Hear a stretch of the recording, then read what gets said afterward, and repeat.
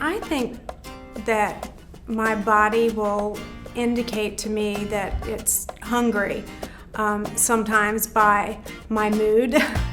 Sometimes I realize I'm hungry and I need to go eat because I am not in a good mood anymore. And so that's, I think, one way. But another way, I think some of it is timing. Like, I eat at a certain time every day, and since I eat at those times, I think my body is naturally hungry at those times. I would say that if I had to estimate how often, it would probably be following the 80-20 rule, so 80% clean eating and 20% indulging.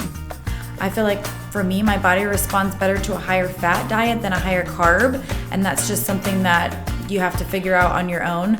I know some people have a lean diet. I know some people like have a high protein diet. I kind of just eat what I know I like, and with that, I portion it, or I just am aware of like the intake of it. Typical lunch would be a salad with lots of fruit on it, light dressing, some sort of vinaigrette dressing, along with chicken, not fried chicken, but grilled chicken. I do not typically eat breakfast. I have a moderate-sized lunch, and then dinner is where I kind of go and eat really whatever I want to, whatever I'm craving for the day. I don't eat in the morning.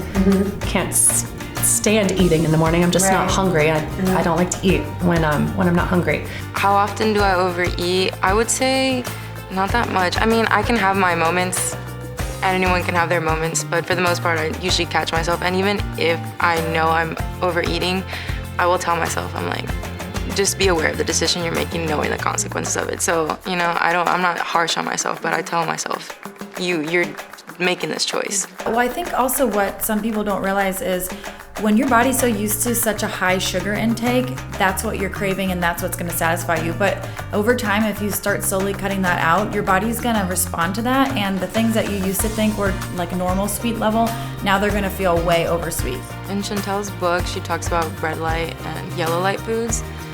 I would say that yellow light, I guess I can consider chocolate, because I really do love chocolate, but I know that can just be heavy on my body, so I moderate that.